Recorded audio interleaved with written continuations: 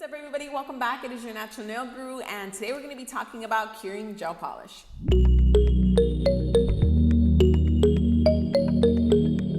So there are two ways to cure your gel polish. You can use a UV light source or an LED light source. Now, I did a comparison and information regarding those two different light sources a few months ago, so if you haven't watched it, I'll make sure that I link the video at the end so you can take a look at more specifics when it comes to that. But you got a UV light and an LED light. Now, across the board, regardless of brands, gel for the most part pretty much cures the same time regardless of brand. So if you're using a UV light, it is generally going to be about a minute for the base coat and 2 minutes for the color coats in the top coat. And if you're using an LED light, it is 10 seconds for the base coat, 30 seconds for the color coats and the top coats. Now, although for the most part it's the same that I've seen with all gel products, anytime that you're buying gel or getting a new brand on the packaging, it's always going to let you know how many seconds you cure for UV and for LED.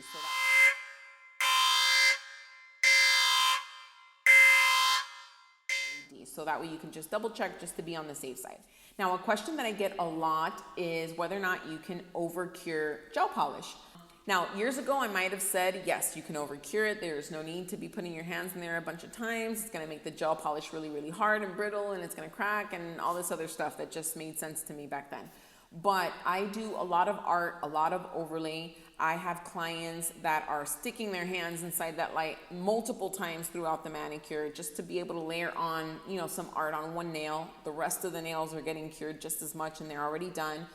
So just taking that into consideration, the fact that like half of my clients are technically getting over cured on their manicure, I've noticed absolutely no difference. No brittleness, no cracking, no chipping. Whether they just did a simple manicure or they went hard in the paint with some art and we were curing that thing over and over again, their manicures look great and last just as long. So I don't have, in my experience, any proof that substantiates that claim.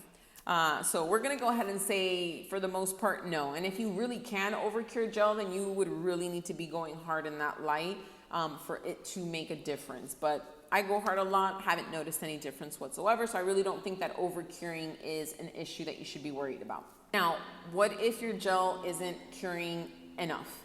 Sometimes you're going to put that clear coat or you're doing the second color coat and you just notice that you're dragging a lot of that first coat with it, that it's bleeding a lot, I guess you could say.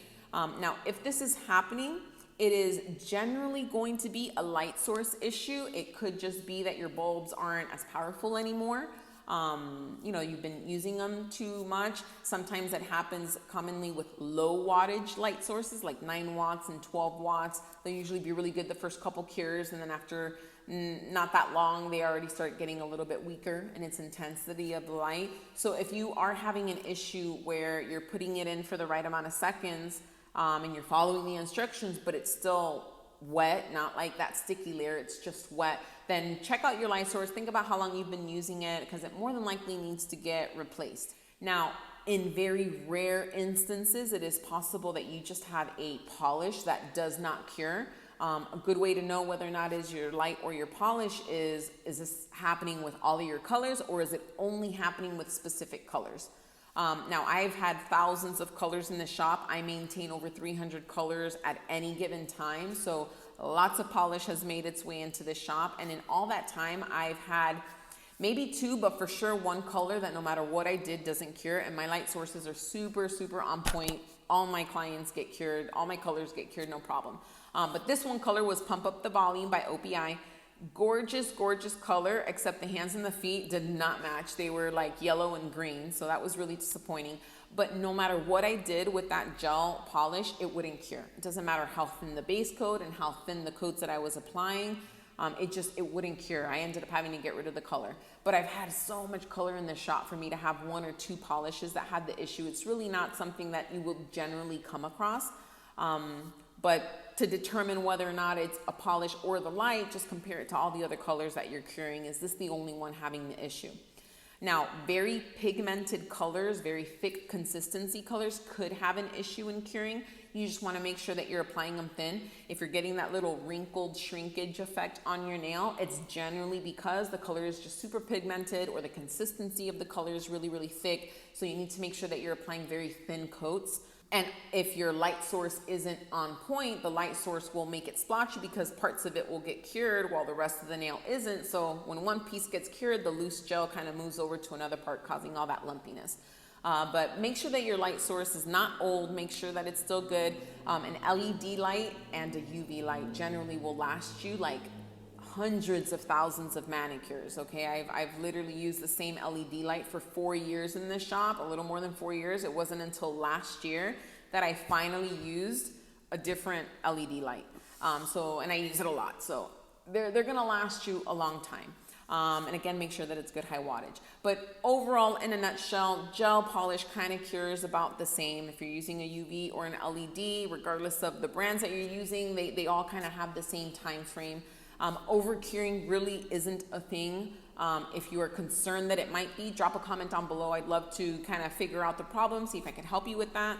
And if you're having any other issues with curing, just make sure that it's nice and thin coats. Make sure that your LED light or UV light isn't already just worn out, and process of elimination to determine whether or not it's the color that's having a curing issue, which is really rare but could totally happen.